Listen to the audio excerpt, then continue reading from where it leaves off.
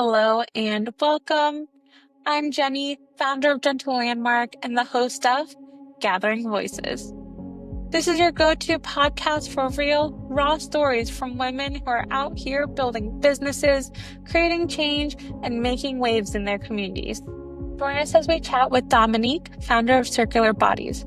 She shares her journey from clean eating to creating a plastic-free organic brand that reconnects us with nature and our ancestral roots. Dominique has generously offered the code LANDMARK15 for 15% off, making it easier for you to start your own sustainable journey. Because small steps can lead to a meaningful change for ourselves and the planet. You won't want to miss her tips on transforming everyday choices into powerful acts of sustainability.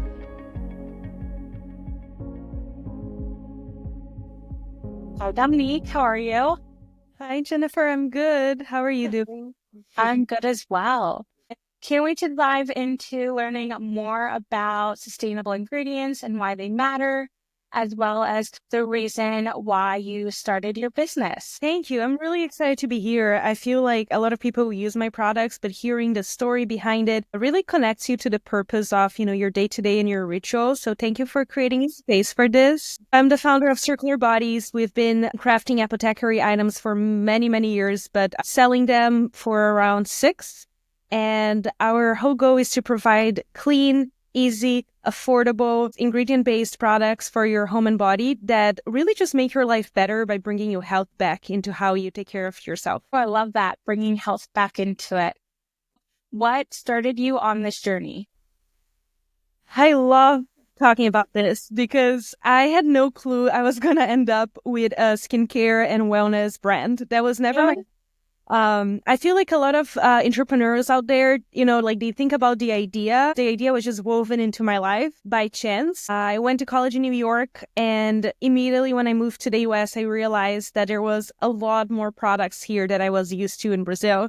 And I was living with 4 American roommates, and the amount of trash we had in our house was insane. We Oh always my had gosh. trash bags to bring out. And then I started doing some research and got exposed to veganism and to healthy eating and a lot of other movements surrounding food and clean eating in college, and started going to the farmer's market at Union Square Park in New York every week and just buying all my ingredients to cook there from scratch. And my goal back then was to not use any plastic. So I was buying literally everything in bulk. I don't know if you can imagine it, but like I wanted pasta, I would buy bulk flour and I would make my own pasta. And It you're was a college student.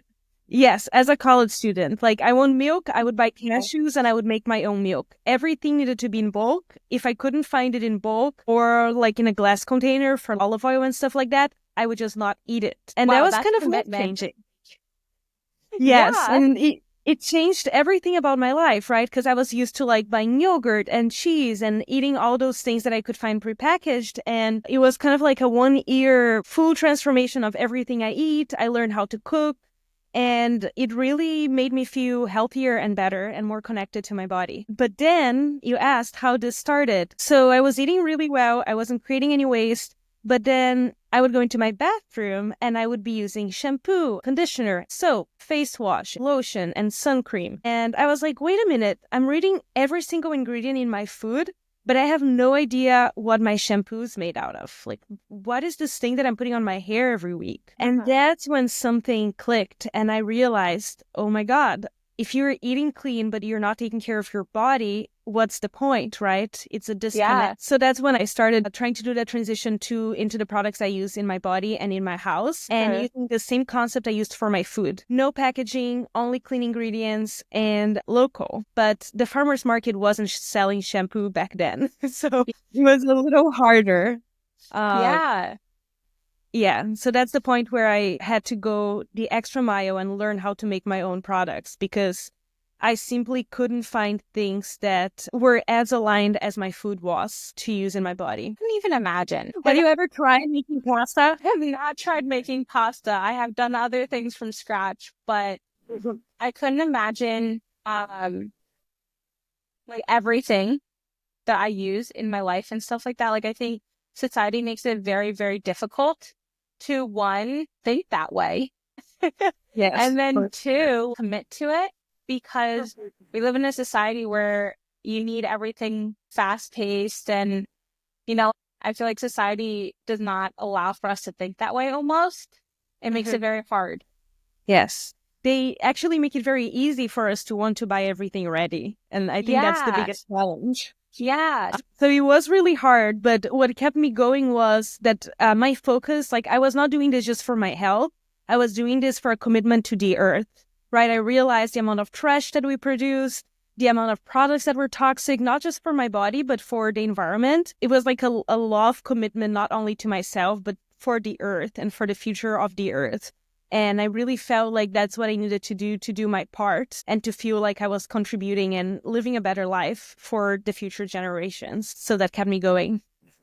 That's a really good way to say it too, and to think about it is that love connection with Earth and the environment we're living in, right? So, with that being said, what are the important things for you? Yeah, so it started with waste, right? That was the first one. I was like, if it has plastic on it, it can be good for the earth. And the reason being is just it's as simple as biodegradability. Things don't get recycled as often as we think they do. And I just knew that I would reuse a glass bottle. I knew that I wasn't going to reuse a plastic bottle. So the first thing was cutting all the plastic. The second thing was thinking about ingredients, because just like packaging can be non-biodegradable, we use a lot of ingredients that are derived from petroleum. And believe it or not, they are not only in skincare, but they are also in our food. So I started reading my ingredient labels, and if I didn't understand an ingredient, I would just not buy that. They say that they're safe, quote unquote, synthetics, and there is research that says that they are safe, but I went really hardcore. I was like, if it doesn't come straight from the earth in the most unrefined form, I don't want it in my body. I don't want to eat it. I don't want to put it on my face. And I once heard from an elder that every medicine, everything we need for our bodies can grow within 100 meters of where we live. So really following that philosophy, I was like, our ingredients should be things that exist on Earth, not things that humans created. Because we were born as part of this like evolution of the Earth, and that's all we need to exist. We shouldn't be creating more stuff. We should be just taking care of what we already have. So that's kind of my approach to ingredients that I followed and that helped me create circular bodies. I didn't want any synthetic at all in my products, which means also that everything needs to be organic. Otherwise, it's being grown with synthetic pesticides. And that's what I couldn't find. I don't know how, but there were no products that came without plastic and without synthetics and fully organic. Yeah. Anywhere. I couldn't find it anywhere.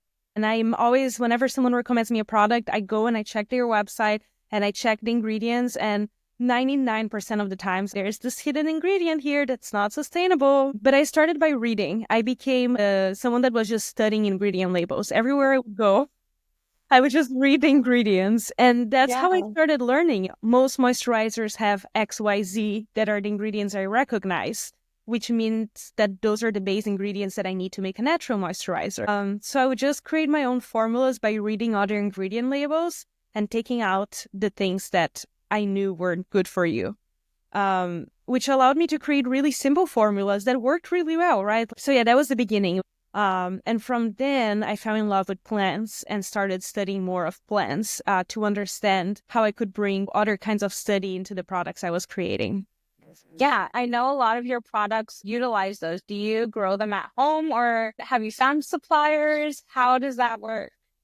Yeah, as I mentioned, organic is really important for us at Circular Bodies. And the second most important thing is finding them as locally as possible. So I try to source ingredients within the US.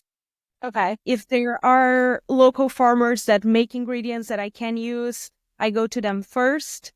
If they aren't in my state, for example, jojoba oil doesn't grow in the Midwest, but it grows in the Southwest. Then I try to find small family businesses that can provide those ingredients within the US. So that's the priority. There are some ingredients that we can't do that, right? But anything that we can source locally and organic, we will.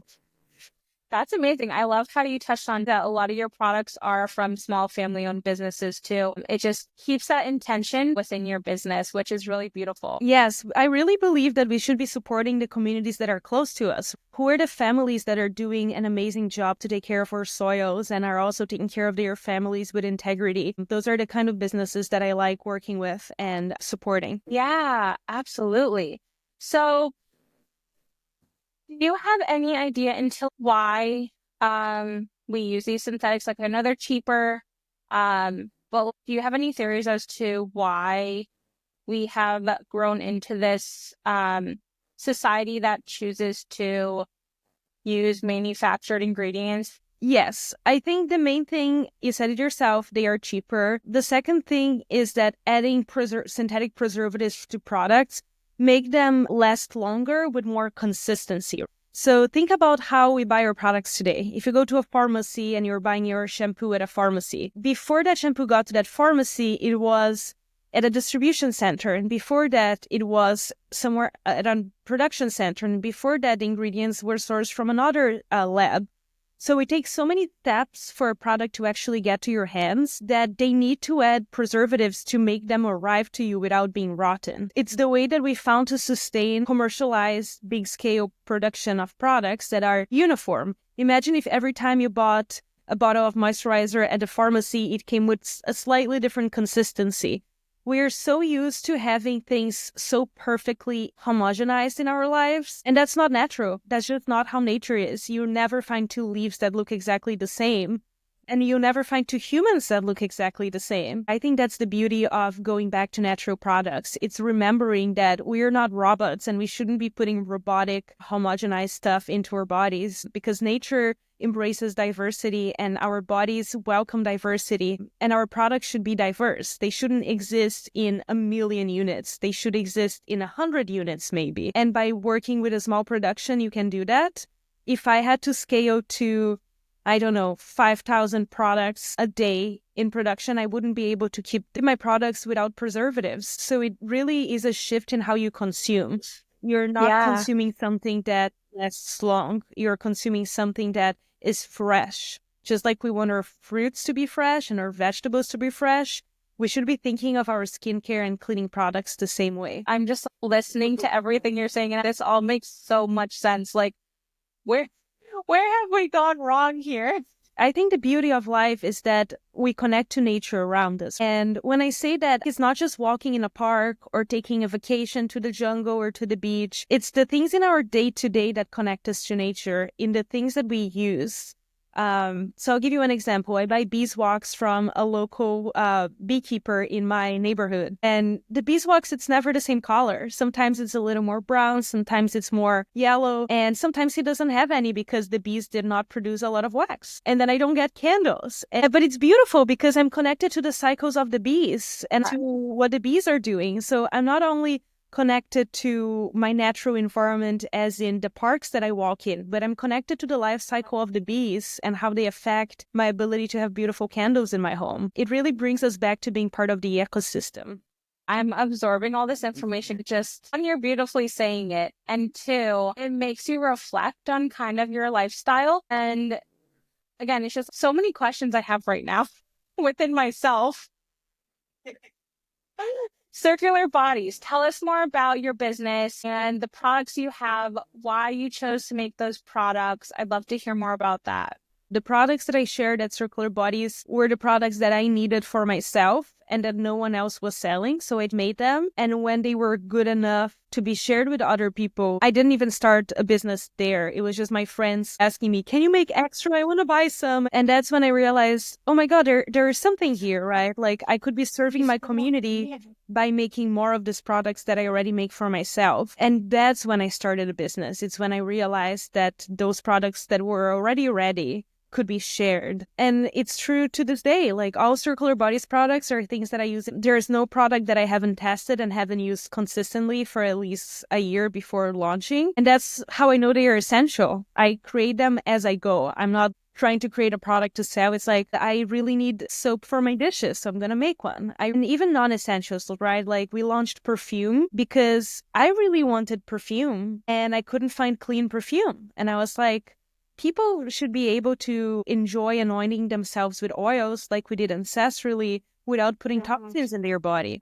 So every product comes from this love and desire to honor nature with the things that we enjoy bringing into our lives and into our bodies and into our homes.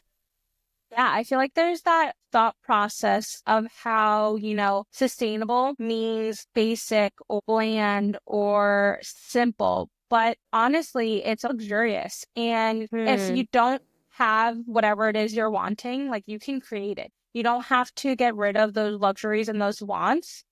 You just have to find them in different ways.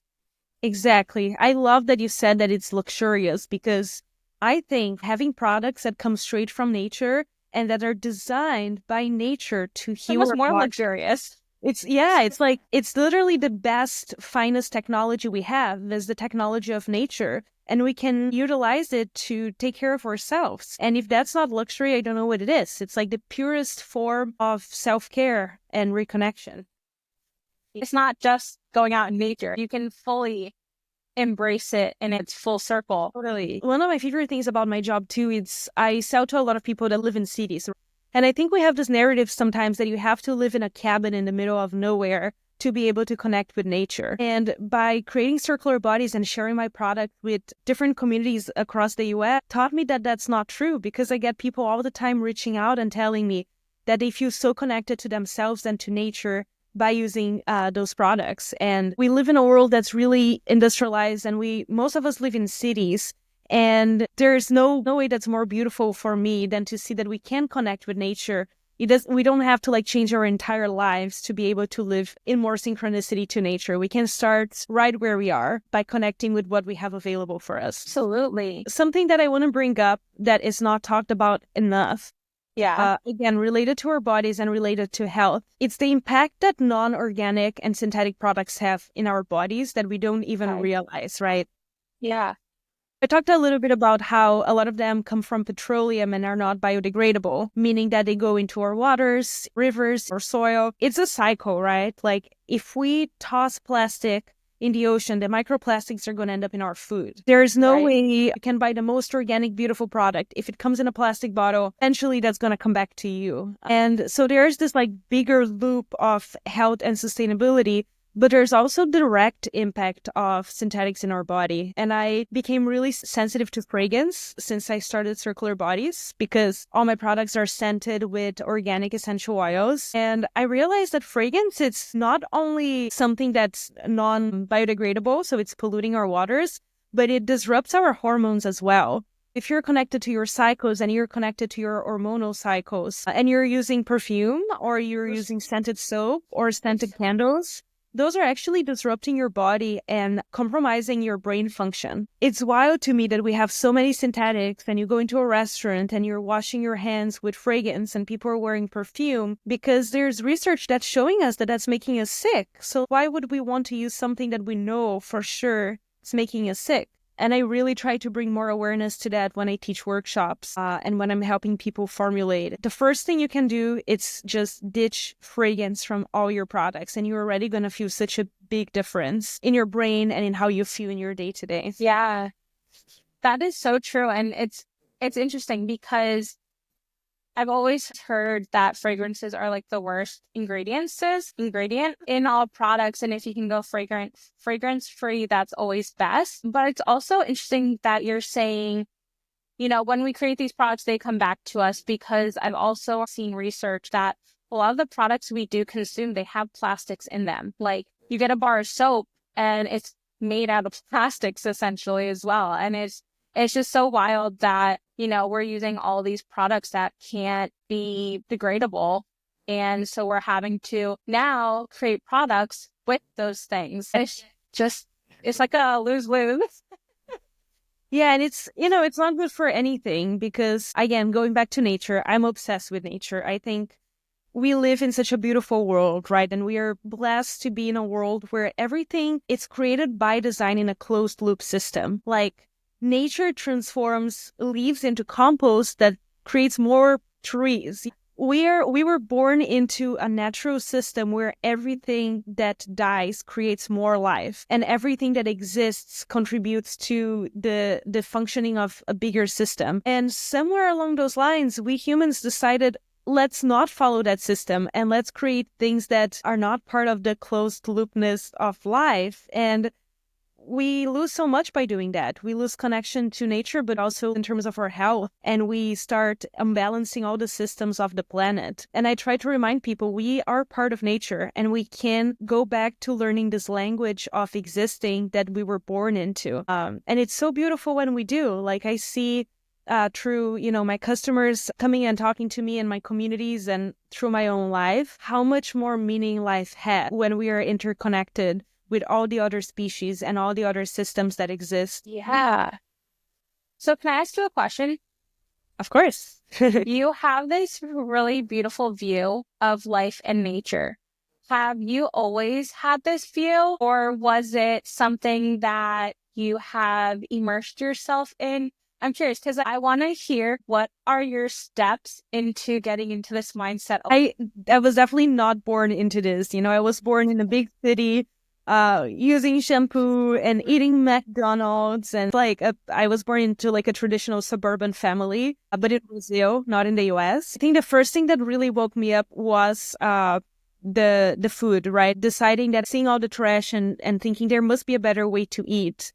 And from there, going into products. And then the more I connected with my food and with the things I was using in my body, the more I naturally started asking myself, okay, where is this food grown? Because I'm living in New York City and I don't see any food growing anywhere. Like, who's growing the food that I'm eating? So it started with asking simple questions about just the things in my day-to-day. It's like, who made this glass that I'm carrying? And who made this shirt that I'm wearing? And what is the shirt made of? And who grew this carrot that I'm having in my salad? And why am I not connected to those things in my day-to-day, right? Why am I not connecting to the things that I need? Because we all need food to live. Yeah. When I talk about sustainability, I really think about like, what are the things that sustain me that I don't see in my day-to-day?